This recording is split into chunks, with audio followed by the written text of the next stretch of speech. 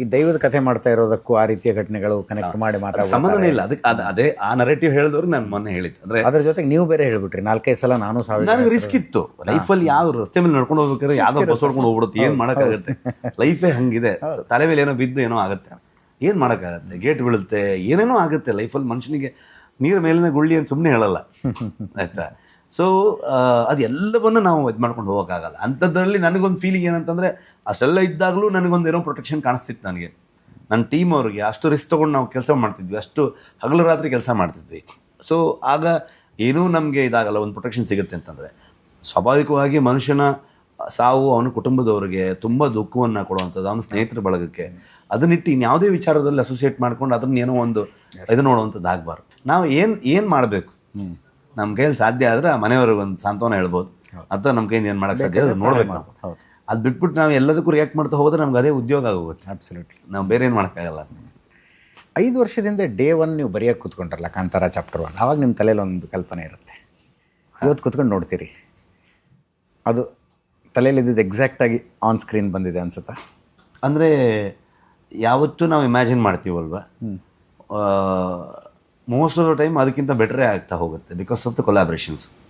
ನಾನು ಒಂದು ಥರದಲ್ಲಿ ಇಮ್ಯಾಜಿನ್ ಮಾಡಿರ್ತೀನಿ, ಒಬ್ಬರು ಆರ್ಟಿಸ್ಟಾಗಿ ಇವ್ರು ಬಂದಾಗ ಅದು ಬೇರೆ ಥರದಲ್ಲಿ ಕಾಣ್ಬೋದು, ಒಬ್ಬ DOP ಜಾಯ್ನ್ ಆದಾಗ ಅದು ಬೇರೆ ಥರದಲ್ಲಿ ಆ ಸಿನಿಮಾ ಕಟ್ಬೋದು, ಒಬ್ಬ ಕೋ ರೈಟರ್ ಒಬ್ಬ ಸಹಬರಾಗಾರ ಬಂದಾಗ ಅದು ಬೇರೆ ಥರದಲ್ಲಿ ಕಟ್ತಾ ಹೋಗುತ್ತೆ. ಬಟ್ ಕೋರ್ ಒಂದೇ ಇರುತ್ತೆ. ನಾನು ಏನು ಕೋರ್ ಅಂದ್ಕೊಂಡಿದ್ದೀನಿ ಇವತ್ತಿಗೂ ಹಂಗೆ ಇದೆ. ಕರೆಕ್ಟ್. ಅದು ಆ ಪಾರ್ಟು ಅಷ್ಟೇ, ಈ ಪಾರ್ಟು ಅಷ್ಟೇ. ಬಟ್ ಅದರ ಒಟ್ಟಾರೆ ಚಿತ್ರೀಕರಣ, ಅದರ ಅಂದ ಚಂದಗಳು ಬೇರೆ ಥರದಲ್ಲಾಗಿದೆ because of the beautiful people. ಒಂದು ಅದ್ಭುತವಾದ ತಂಡ, ದೊಡ್ಡ ಸೈನ್ಯ ಅಂತ ಹೇಳ್ಬೋದು, ಇನ್ಕ್ಲೂಡಿಂಗ್ ಮೈ ಪ್ರೊಡ್ಯೂಸರ್ಸ್. ಅದು ಎಲ್ಲ ಬೇರೆ ಥರದಲ್ಲೇ ಅದು ಕಟ್ಟುತ್ತೆ ಅಂತ. ಟೆಕ್ನಾಲಜಿ ಎಷ್ಟರ ಮಟ್ಟಿಗೆ ಯೂಸ್ ಮಾಡ್ಕೊಂಡಿದ್ದೀರಿ? ಇವತ್ತಿನ ಕಾಲದಲ್ಲಿ ಇಡೀ ಸಿನಿಮಾನೇ AI ಮಾಡಿಬಿಡೋರು ಇದೆ. ಬಟ್ VFX ಇದೆ ಫಿಲ್ಮಲ್ಲಿ, ತುಂಬ ಅನಿಮೇಷನ್ಸ್ VFXಗಳಿದೆ. ಇವನ್ ನೀವು ಟೈಗರ್ ಎಲ್ಲ ನೋಡಿರ್ತೀರ ಫಿಲ್ಮಲ್ಲಿ.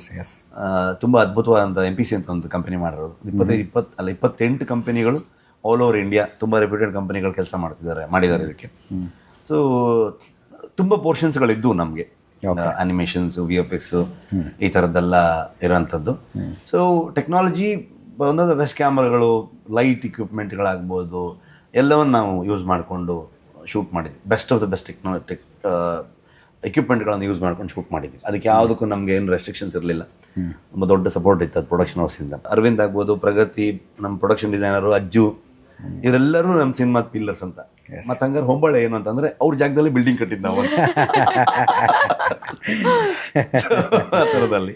ಈವನ್ ನಮ್ಮ ಸೌಂಡ್ ಡಿಸೈನರ್ ರಾಜಕೃಷ್ಣಂಗೆ, ಎವ್ರಿಬಡಿ, ಎಲ್ಲರದ್ದು ಕಾಂಟ್ರಿಬ್ಯೂಷನ್. ನೀವು ಕರಾವಳಿಯವರು ಕನ್ನಡ ಇಂಡಸ್ಟ್ರಿಯಲ್ಲಿ ಮೂಡಿಸ್ತಾ ಇರುವ ಛಾಪು ಮತ್ತು ಕರ್ನಾಟಕದ ಇಂಡಸ್ಟ್ರಿಯನ್ನು ತೆಗೆದುಕೊಂಡು ಹೋಗ್ತಾ ಇರುವ ರೀತಿ ಬಹಳ ಖುಷಿ ಅನ್ಸುತ್ತೆ. ನೀವು ಎಂತೆಂಥ ಮಾಸ್ಟರ್ ಪೀಸ್ಗಳನ್ನು ಕೊಟ್ರಿ? ಇರೋದು ಯಾರು ಅಂದರೆ ನಾವು 3-4 ಜನ ಕಾಣಿಸ್ತೀವಿ ಅಷ್ಟೇ. ಬಿಟ್ಟರೆ ನಮ್ಮ ಊರಿಗೆ ಬಂದರೆ ನಮ್ಮ 3 ಹುಡುಗರಿದ್ದಾರೆ.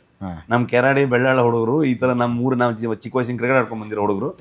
ಊರವರು ಅಂದರೆ ಲೋಕಲ್, ಅವ್ರು ಏನು ಮಾಡ್ತಿದ್ದಾರೆ, ಅಲ್ಲಿ ಸೆಕ್ಯೂರಿಟಿ ನೋಡ್ತಾ ಇದ್ದಾರೆ, ಅಥವಾ EPs ಆಗಿ LPs ಆಗಿ ಏನೋ ಕೆಲಸ ಮಾಡ್ತಿದ್ದಾರೆ. ಈ ಥರ ನಡೀತಿದೆ. ಬಿಟ್ಟರೆ ಯಾರು ಉಳಿದವ್ರು, ಇವ್ರು ಯಾವ ಮಂಗಳೂರವರು, ಕರಾವಳಿಯವರು, ಅರವಿಂದ ಯಾವುದು, ಅವ್ನು ಬೆಂಗಳೂರು, ಅವನು ನನ್ನ ಕೋ ರೈಟರ್ಸ್, ಗುರು. ಓಕೆ, ನಮ್ಗೆ ಅಲ್ಲಿ ಕತೆ ಮಾಡ್ತೀವಿ ಅಂದ್ರೆ ನನಗೆ ಯಾರು ಅಲ್ಲಿವ್ರು ಬೇಕು. ಹೌದು. ಮ್ಯಾಕ್ಸಿಮಮ್ ಒಂದು ಆರ್ಟಿಸ್ಟ್ಗಳಲ್ಲಿ, ಆರ್ಟಿಸ್ಟ್ ಬಿಟ್ಟರೆ ಮೇಜರ್ ಒಂದು ಮ್ಯಾಕ್ಸಿಮಮ್ ಒಂದು 10% ಇದ್ರೆ ಹೆಚ್ಚು. ಮೇಜರ್ ಟೆಕ್ನಿಷಿಯನ್ಸ್ ಎಲ್ಲರೂ ಕನ್ನಡ ಇಂಡಸ್ಟ್ರಿಯ ಮೇನ್ ಸ್ಟ್ರೀಮಲ್ಲಿ ಕೆಲಸ ಮಾಡುವಂಥ ಟೆಕ್ನಿಷಿಯನ್ಸ್ಗಳೇ ಇರೋಂಥ. ನಾವು ಅದಕ್ಕೆ ಎಲ್ಲ ಯಾರೇ ಬಂದಾದ ತಮಾಷೆ ತಗೊಳಕ್ಕೆ ಶುರು ಮಾಡ್ಬಿಟ್ಟಿದ್ವಿ. ಅವರೆಲ್ಲ ಶೆಟ್ರಿಗೆ ಚಾನ್ಸ್ ಕೊಡ್ತಾರೆ. ಹೌದು, ರುಕ್ಮಿಣಿ ಶೆಟ್ಟಿ, ಗುಲ್ಶನ್ ಶೆಟ್ಟಿ, ಜಯರಾಮ್ ಶೆಟ್ಟಿ ಭಾಳ ಪಾಪ್ಯುಲರ್ ನೇಮ್ ನಮ್ಮ ಊರಲ್ಲಿ, ಜಯರಾಮ್ ಶೆಟ್ಟರ್ ಅಂತ. ಅಜಿತ್ ಶೆಟ್ಟಿಗೆ ಇಂಟರ್ವ್ಯೂ ಕೊಡ್ತಾ ಇದ್ದೀನಿ ನಾನು. ಕನ್ನಡ ಇಂಡಸ್ಟ್ರಿಯಲ್ಲಿ ನೀವು ಹಿರಿಯರು ಅಂತ ಕನ್ಸಿಡರ್ ಆಗ್ತೀರಿ? ಅಯ್ಯೋ ಹೌದ್ರಿ ಸರ್, ಇನ್ನು 5 ಫಿಲ್ಮ್ ಮಾಡಿದ್ದು ನಾನು ಇಲ್ಲೇ ಈಗ ಮಾಡ್ಬಿಟ್ರೆ ರಿಟೈರ್ಮೆಂಟ್ ಹೋಗ್ಬಿಡ್ತೀನಿ ಸೀದಾ.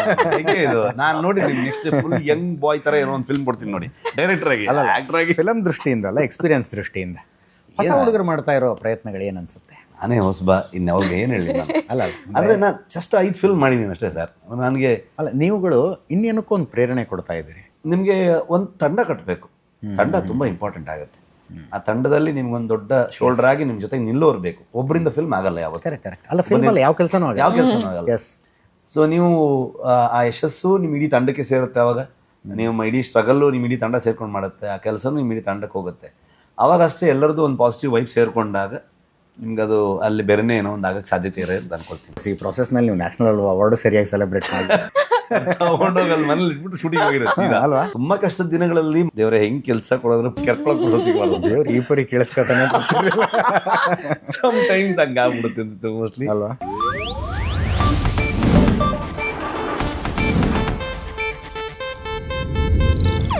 ಇದು ಏಷ್ಯಾನೆಟ್ ನ್ಯೂಸ್ ನೆಟ್ವರ್ಕ್ ಪ್ರಸ್ತುತಿ.